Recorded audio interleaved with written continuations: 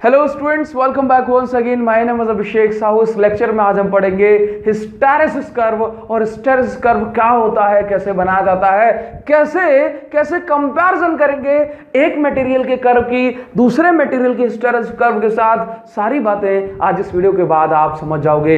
इस वीडियो की कीमत सिर्फ इतनी से कि रिलैक्स होकर के बैठना और इस वीडियो को देख लेना। मैं आपसे वादा करता हूं कि इस वीडियो के बाद जब आप बाहर जाओगे ना तो हिस्टैरिसीस कर्व आपको पूरा समझ में आ जाएगा। बस छोटी सी बात है, वीडियो को बस बहुत प्यार से देखना। चलिए बात करते हैं हिस्टैरिसीस कर्व किस मटेरियल के लिए बनाया जाता है और हिस्टैरिसीस कर्व क्या होता है भाई, है ना। तो इससे पहले हम आपको बताएं कि there are 3 types of material. सुनना, बात को समझना। There are 3 types of material on the basis of their magnetic properties. Magnetic properties के बेसिस पर 3 टाइप के मटेरियल होते हैं: diamagnetic material, paramagnetic material and ferromagnetic material. बात करें कि हिस्टैरिसीस कर्व किसके लिए बनाया जाता है, तो हिस्टैरिसीस कर्व एक ऐसा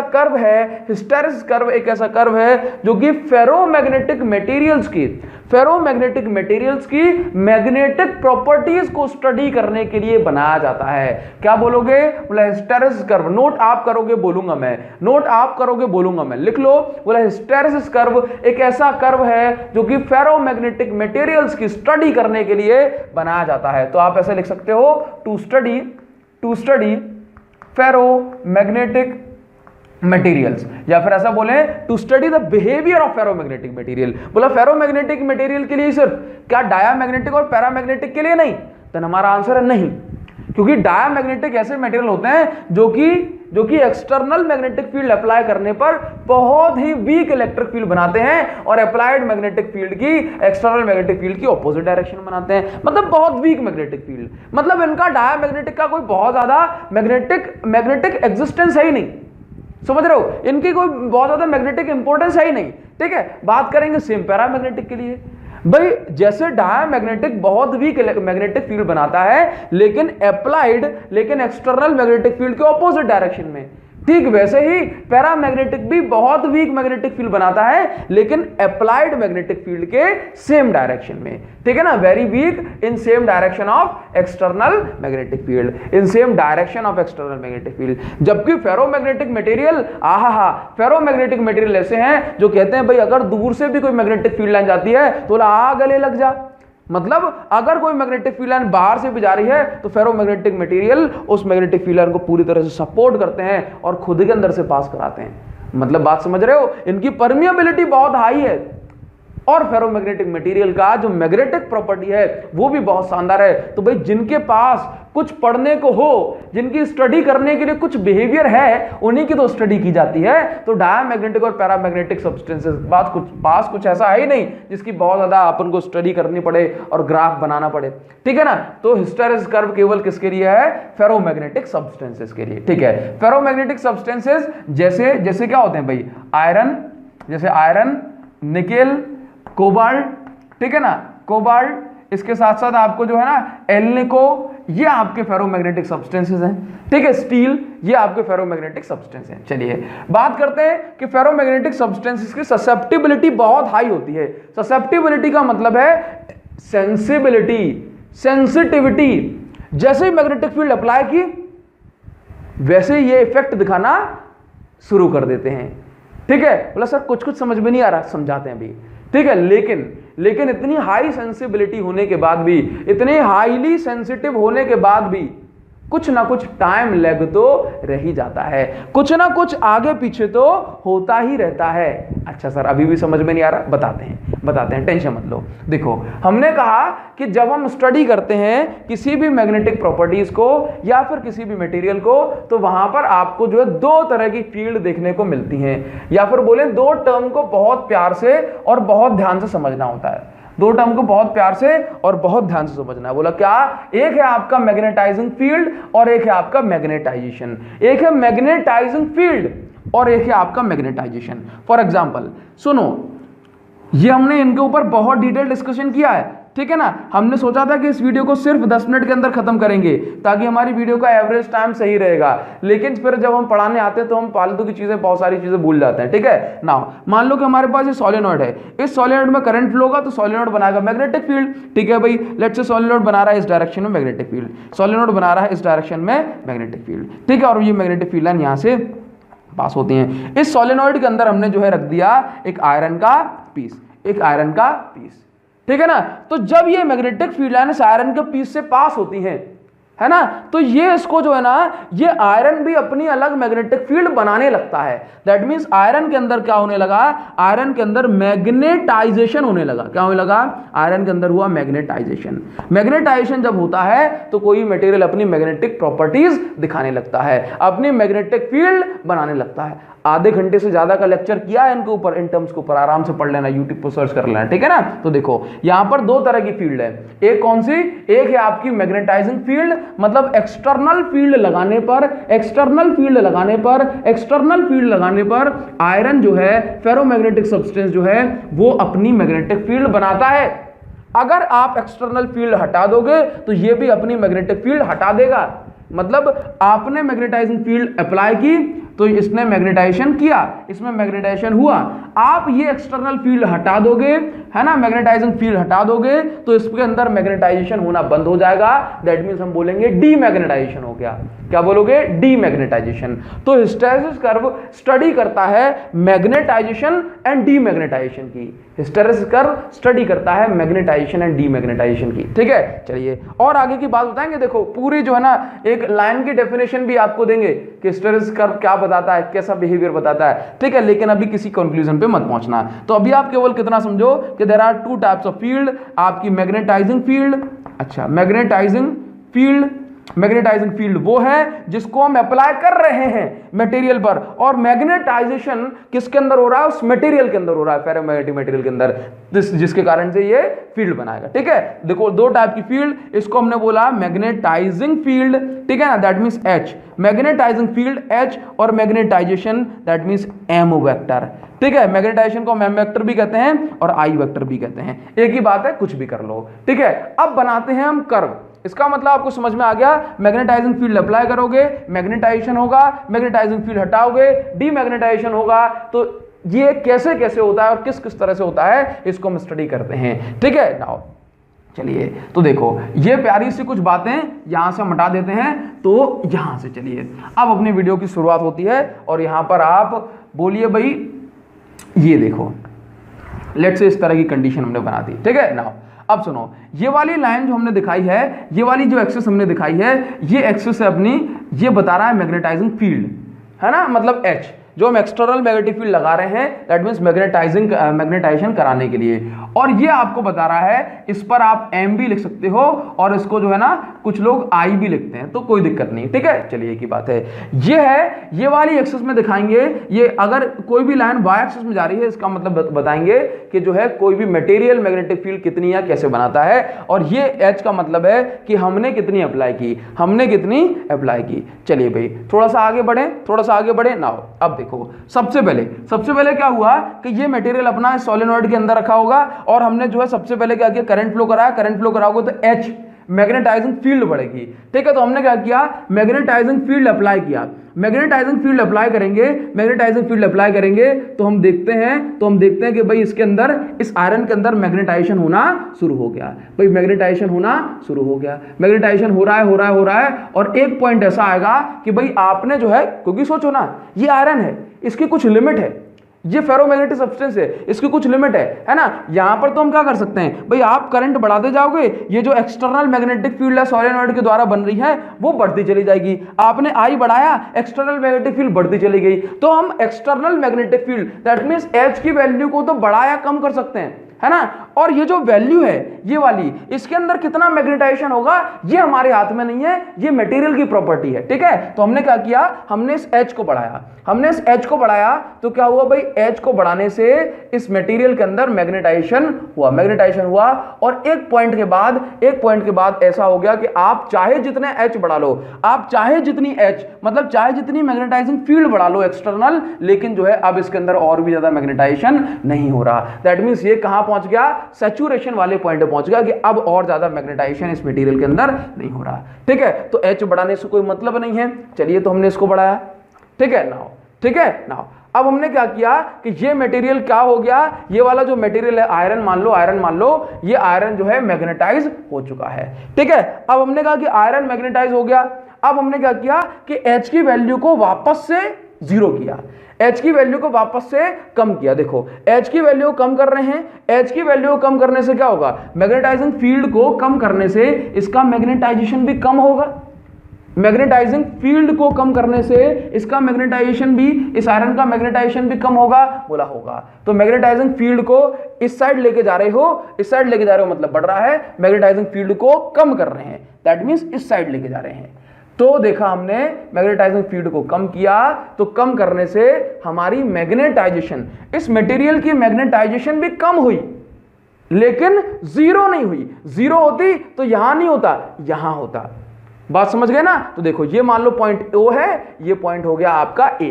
ठीक है, इसके बाद हमने क्या किया कि मैग्नेटाइजिंग फील्ड को तो जीरो कर दिया यहां पे, लेकिन हमने देखा कि मैग्नेटाइजिंग फील्ड को जीरो करने के बाद भी, मैग्नेटाइजिंग फील्ड को जीरो करने के बाद भी ये मटेरियल जो है अभी भी मैग्नेटिक प्रॉपर्टी शो कर रहा है। ये देखो अभी भी मैग्नेटिक प्रॉपर्टी शो कर रहा है, अभी भी इसके अंदर मैग्नेटाइजेशन है, अभी भी इसकी जो मैग्नेटाइजेशन है वो जीरो नहीं हुई है ना। दैट मींस इसके अंदर क्या है, इसके अंदर रेसिडुअल मैग्नेटिक फील्ड है। क्या है? Residual magnetic field, residual magnetic field कहें या फिर इसको कहें remaining magnetic field, remaining magnetization, residual magnetic field या फिर remaining magnetisation.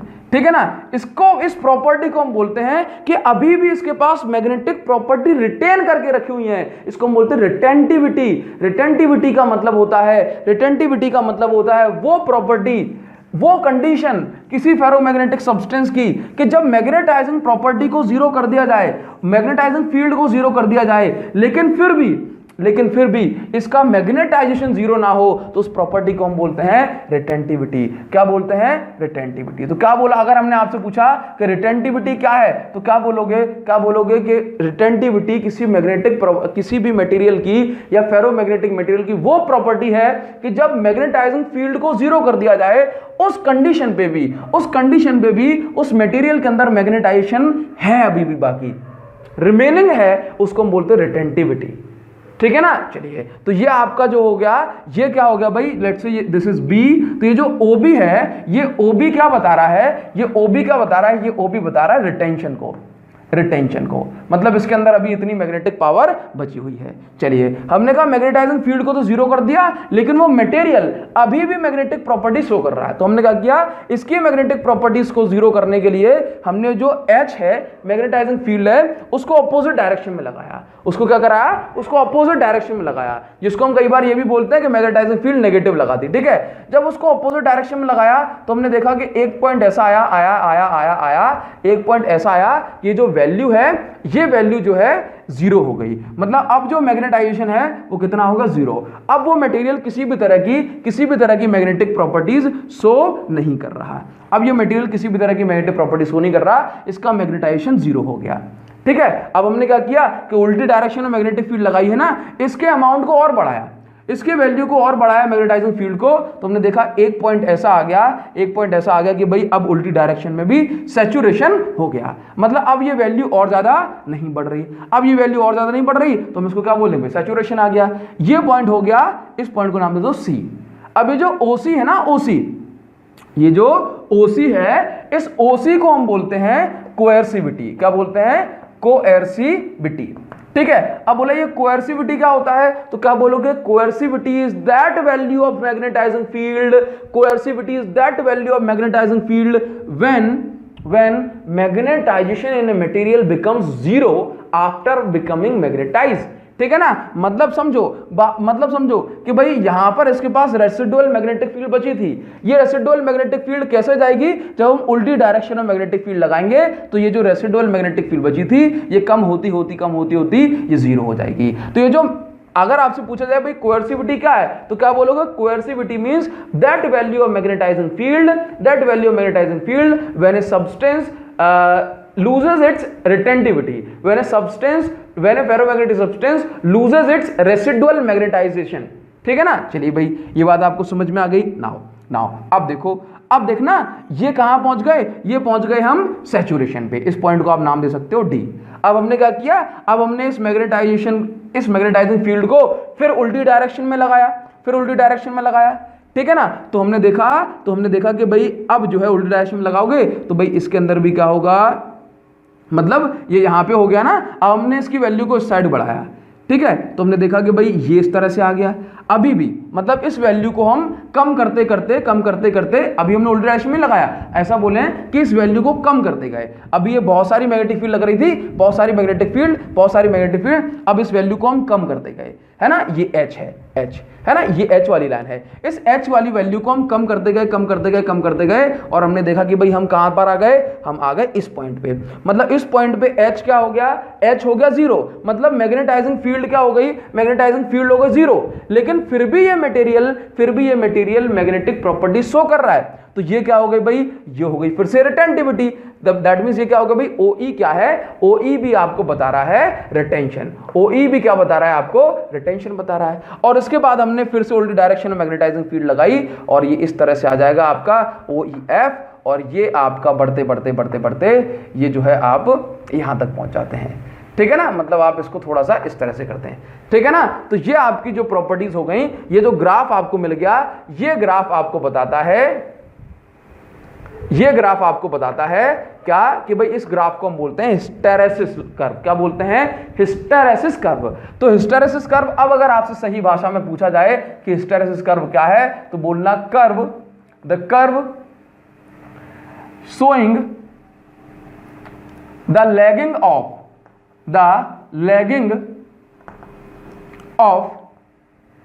Magnetisation with respect to magnetizing field, with respect to magnetizing field is called hysteresis curve।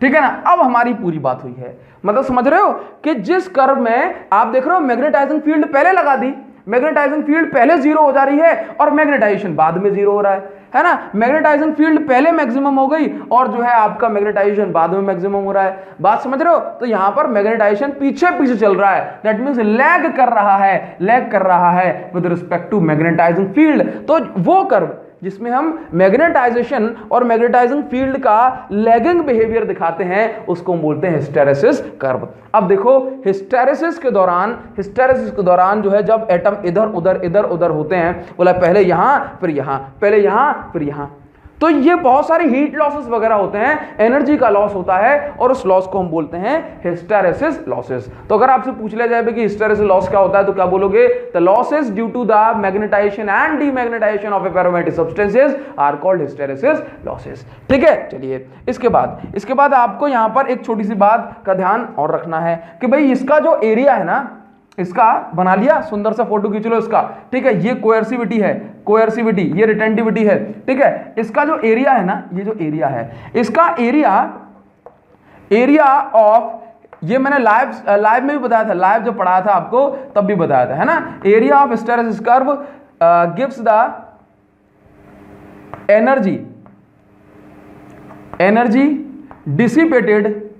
Dissipated per unit volume of material. भाई उस material जिसमें magnetisation और demagnetisation हो रहा है, उसमें आपको पता है भाई मैग्नेटाइजेशन और डीमैग्नेटाइजेशन से एनर्जी लॉस होगा, तो कितना एनर्जी का लॉस हुआ पर यूनिट वॉल्यूम में, ये हमें इसका एरिया बताता है।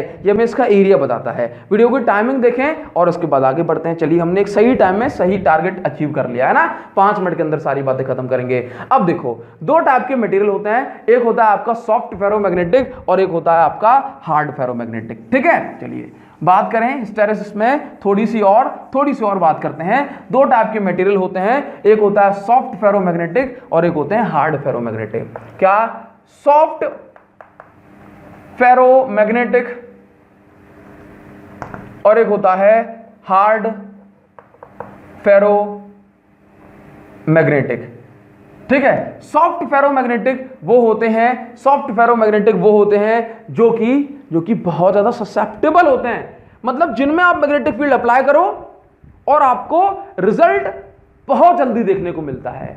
और हार्ड फेरोमैग्नेटिक वो होते हैं जिनमें आप मैग्नेटिक फील्ड अप्लाई करोगे और रिजल्ट देर में, थोड़ा सा कंपैरेटिवली देर में मिलेगा, है ना। तो देखो, तो हमने क्या बोला कि रिजल्ट ये थोड़े से ज्यादा सेंसिबल हैं, ये थोड़े से ज्यादा सेंसिबल हैं, मतलब इनकी ससेप्टिबिलिटी हाई है, जबकि इसकी कंपैरिजन में, सॉफ्ट की कंपैरिजन में ये थोड़े से कम सेंसिबल हैं और इनकी ससेप्टिबिलिटी थोड़ी सी कम है। तो अगर हम आपके सामने दो ग्राफ बनाएं इस तरह के, तो देखो हमने कहा कि जो ज्यादा सेंसिबल है ना उसमें क्या होगा, उसमें ये इस तरह चला, और ये जो रिटेंशन है, रिटेंशन ज्यादा सेंसिबल वाले में रिटेंशन कम होता है। क्यों ज्यादा सेंसिबल में रिटेंशन कम क्यों? देखो, हमने ज्यादा सेंसिबल है ना, तो अगर हमने इस मैग्नेटाइजिंग फील्ड को जीरो कर दिया, मैग्नेटाइजिंग फील्ड को जीरो कर दिया, तो ये क्या करेगा ना, ये ज्यादा सेंसिबल है। एक बार फिर देखो, अगर हमने मैग्नेटाइजिंग फील्ड को, ये अपना ऐसे किया था, ठीक है, इस तरह से अगर हमने मैग्नेटाइजिंग फील्ड को जीरो किया तो ज्यादा सेंसिबल होगा ना, तो ये भी जल्दी जीरो होगा, और अगर कम सेंसिबल होगा तो ये देर में जीरो हो पाएगा। बात समझ गए, ज्यादा सेंसिबल और ये कम सेंसिबल। तो यहां पर क्या है, अगर आपका सॉफ्ट आयरन है, सॉफ्ट फेरोमैग्नेटिक मटेरियल है, तो वो मटेरियल क्या होगा भाई, ज्यादा सेंसिबल होगा। ज्यादा सेंसिबल में रिटेंशन कम होती है, तो रिटेंशन कम होना ये अच्छी बात भी है, ठीक है। और उसके बाद ये आपका कम रिटेंशन, कम कोएर्सिविटी, और उसके बाद ये ग्राफ आपका इस तरह से बन जाएगा। बात समझ में इस तरह से हो जाएगा, ठीक है। ये इस तरह से, ठीक है। एक बार इसको और बना देते हैं ना, नहीं ये तोता मैना लगेगा, ठीक। तो देखो ये अपना ये इस तरह से गया, ये और ये रिटेंशन कम और ये कोएर्सिविटी कम, और ये इस तरह से ये यहां से होते हुए ये, ठीक है ना। तो बस ये आपको समझ में आ गया, तो भाई बहुत अच्छी बात हो गई, ये बहुत अच्छी बात हो गई। चलिए भाई, तो अगर आपसे कह दिया जाए भाई ये सॉफ्ट फेरोमैग्नेटिक मटेरियल का हो जाएगा जिसमें लॉस, एरिया कम है तो लॉस कम होगा ना, ठीक है। और अगर हार्ड फेरोमैग्नेटिक मटेरियल का बनाना है तो ये आपका इस तरह से बनेगा, रिटेंशन कम, मतलब समझ रहे हो, रिटेंटिविटी ज्यादा, मतलब ये क्या है भाई, ये आपने H को तो जीरो कर दिया, लेकिन ये कम सेंसिबल है ना, तो इसके साथ साथ देर में रिएक्ट करता है, समझ गए ना, देर में एक्ट करता है, तो इसकी कोएर्सिविटी वगैरह सारी चीज ज्यादा, इसका वॉल्यूम ज्यादा। बात समझ में आ गया। तो ये सॉफ्ट का है और ये हार्ड का है। हार्ड का मतलब बहुत हार्ड, मतलब इतनी जल्दी ये जो है ना उसका रिएक्ट नहीं करता, उतनी जल्दी रिस्पॉन्ड नहीं करता, इसलिए H को जीरो कर दिया, लेकिन इसकी जो मैग्नेटाइजेशन है वो जीरो नहीं हुई, लेकिन इसमें H को जीरो कर दिया तो इसकी मैग्नेटाइजेशन भी जीरो के करीब करीब पहुंच गई। अच्छा, चलिए एक क्वेश्चन और आज के इस लेक्चर को खत्म करते हैं। ये बताओ, अगर आपको परमानेंट मैग्नेट बनाना है तो सॉफ्ट फेरोमैग्नेटिक मटेरियल अच्छा होगा या हार्ड फेरोमैग्नेटिक? क्वेश्चन का जवाब आना चाहिए, पहले अपने मन में बता दो। अगर आपको परमानेंट मैग्नेट बनाना है तो सॉफ्ट फेरोमैग्नेटिक मटेरियल अच्छा होगा या फिर हार्ड फेरोमैग्नेटिक? बोलो ना। तो आंसर होना चाहिए, अगर आप परमानेंट मैग्नेट बनाना चाहते हो तो हार्ड फेरोमैग्नेटिक मटेरियल ज्यादा अच्छा होता है। क्यों? क्योंकि मैग्नेटिक फील्ड को भले ही आप जीरो कर दो, देखो मैग्नेटाइजिंग फील्ड को भले ही आप जीरो कर दो, लेकिन वो हार्ड है ना, तो देर में कम सेंसिबल है। तो मैग्नेटाइजिंग फील्ड को अगर आपने जीरो भी कर दिया तब भी वो बहुत टाइम तक अपना इफेक्ट दिखाते रहते हैं। दैट्स व्हाई वी से कि भाई अगर आपको जो है ना परमानेंट मैग्नेट बनानी है तो हार्ड फेरोमैग्नेटिक मटेरियल को लो, क्योंकि इसका दिल सख्त है, और अगर भले ही जो जैसे मान लो मैग्नेटाइजिंग फील्ड जीरो भी हो जाए तब भी जो है ना ये आपकी मैग्नेटाइजेशन को जीरो नहीं करता। तो आई होप आपको सारे पॉइंट समझ में आए होंगे। मैंने थोड़ा सा जल्दी में इसको लिया क्योंकि मैं इसको 50 मिनट तक, 1 घंटे तक आपको लाइव सेशन में इसको पढ़ा चुका हूं, ठीक है ना। तो आपको बस कमेंट करके बताना है कि आपको ये वीडियो पसंद आई या नहीं आई। पसंद की तो बात ही नहीं, अगर आप यहां तक देख गए तो आपको समझ में आया या नहीं आया। इस वीडियो के लिए आपका एक्सपीरियंस कैसा रहा जरूर बताएं। अगर पॉसिबल है तो चैनल को जरूर सब्सक्राइब कर लेना। बहुत सारी नॉलेजेबल वीडियोस, बहुत सारे 11th 12th कंपटीशन के लिए, फिजिक्स के लिए बहुत सारी वीडियोस आपके लिए मिलती रहेंगी। So guys, thank you so much, thanks a lot, see you in the next video and see you once again, thank you.